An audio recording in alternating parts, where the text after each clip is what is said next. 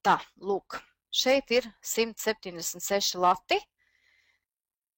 Tātad pirmais lauks PVN deklarācijai 62., 63. un 64. rindai.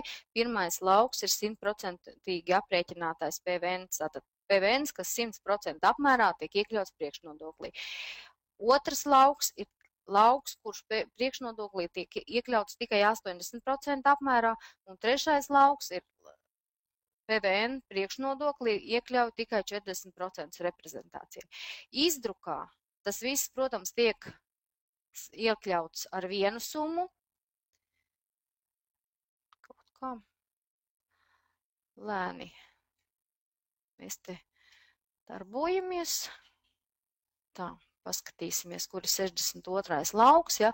Lūk, summa ir viena, deklarācijā pašā nekas nesadalās pa laukiem, ir ar vienu summu, bet pašiem, lai jūs redzētu, kas ir aprēķināts, ir šie 3 lauki. Ir jau bijuši mums ēpasti, ka te neparādās santīmi. Jā, tās summas ir lielas, lauki ir mazi, un santīmus var redzēt tad, ja uz šī lauka uzklikšķina. Ja te būtu vēl kaut kādi santīmi, tad, es pierakstīšu, ja? Tad uzklikšanos uz lauka, tie santīmi parādās. Droši vien, ka tas nav sevišķi ērti, un mēs domāsim, kā tikt no šādas situācijas vaļā, lai tomēr būtu redzama tā pilna summa, bet fakts ir tāds, ka deklarācijā gan uz EDS-u, gan izdrukā nekas netiek nopaļot, summas būs korektas un precīzas, vienkārši tas, ka, ja jums ir kaut kāda santīma, ir jāieklikšana laukā, lai varētu redzēt tos santīmus. Tā, kur mēs dabūjām 176? 176 tā. Ejam nākošā solī, mums ir PVN pielikums. PVN pielikumā mēs arī norādījām, ka darījuma summa, tā ir darījuma summa par autotransporta izdevumiem. PVN summa atkal piesaistīja kontu, kas ir saistīts tikai, kur tiek uzkrāts tikai PVN par darījumiem ar automašīnām. Spiežam pogu aprēķināt. Un apskatāmies, kas mums tur ir izrēķināts. Tā, lūk, 166 ir šis 800 un 166.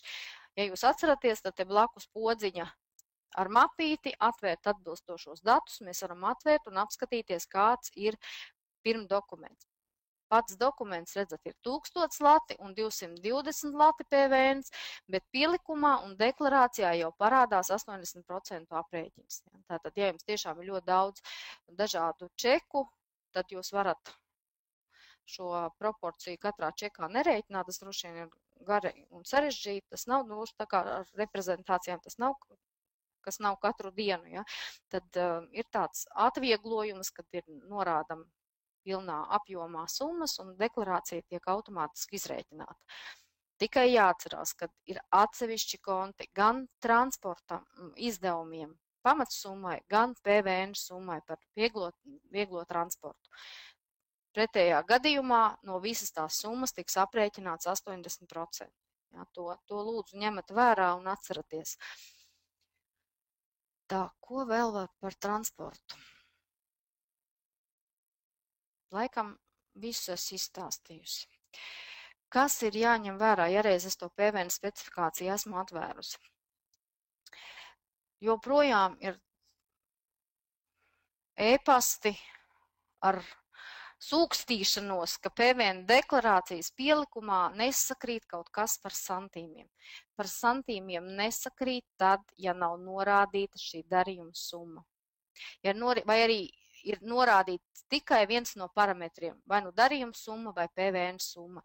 Tas, ko jūs šeit norādat, to jums ieraksta attiecīgā ailītē, vai nu pie preču pakalpojumu vērtības bez PVN, ja jums ir darījuma summa norādīta, vai pie PVN, ja ir PVN konti piesaistīti.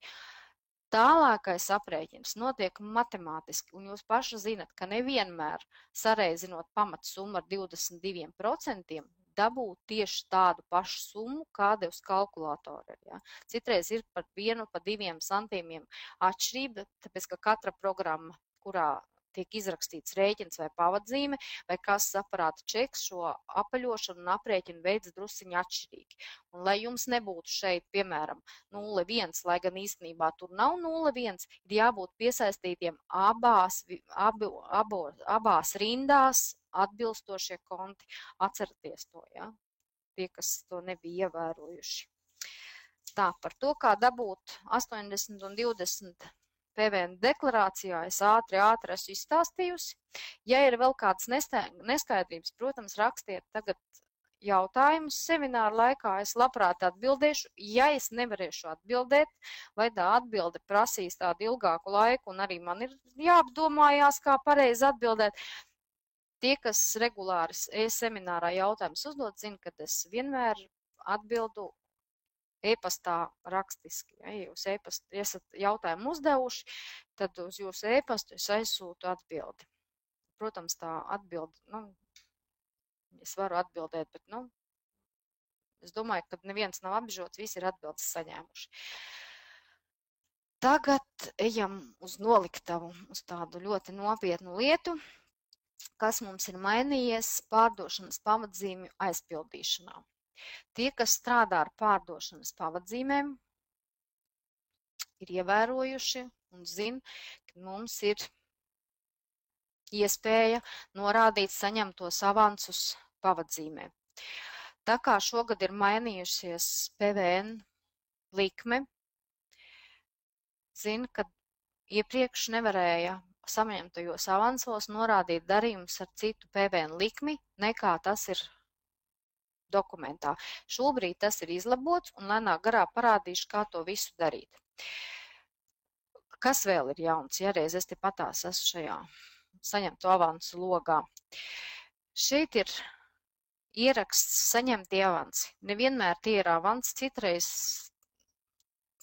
tas darījums ir jāapsauko kaut kā savādāk, vai tā ir saņemtā, nezinu, rokas nauda, vai tā ir saņemtās garantijas summas, vai mazums, kā tur līgumā gudri ieraksta.